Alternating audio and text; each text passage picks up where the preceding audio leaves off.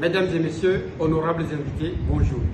Permettez-moi tout d'abord de remercier l'association Amnet pour l'opportunité que vous m'offrez pour me prononcer sur le thème intitulé « État des lieux du paludisme, perspective à son élimination au Niger ». Donc je vous propose un plan en 4 points. Dans un premier instant, je vais parler des différents acteurs du paludisme. Dans un second instant, je vais parler des challenges, autrement dit les problèmes qui entravent la lutte contre le paludisme.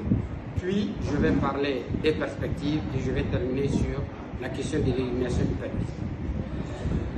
Donc pour commencer, je vais dire que si on parle du paludisme, on parle essentiellement de 3 acteurs. Un, le moustique à l'hôtel femelle qui transmet le parasite qui est le plasmodium, et l'autre qui est l'homme qui va manifester la maladie. À ces 3 acteurs, il faut rajouter un autre acteur et non humain qui est l'environnement. Car selon que vous soyez le long du fleuve Niger ou que vous soyez à Agadez, eh bien l'intensité de la transmission ne sera pas la même.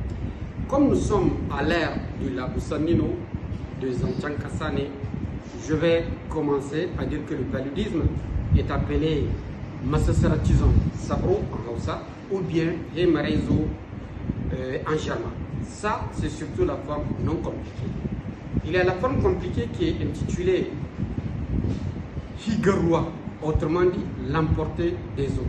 Car cette pathologie se traduit par une forme grave et qui se manifeste le plus souvent au cours de la saison pluvieuse.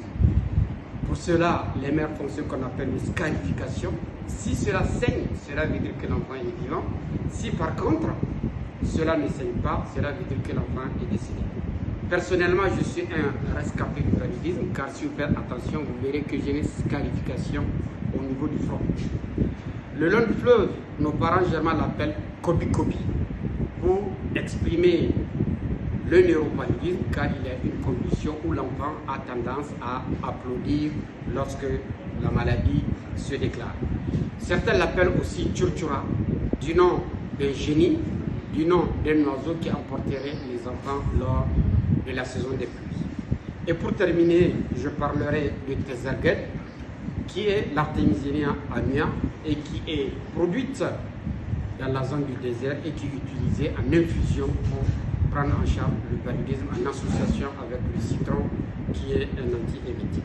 Donc voilà ce que je peux vous dire en introduction avant d'attaquer le corps de mon sujet.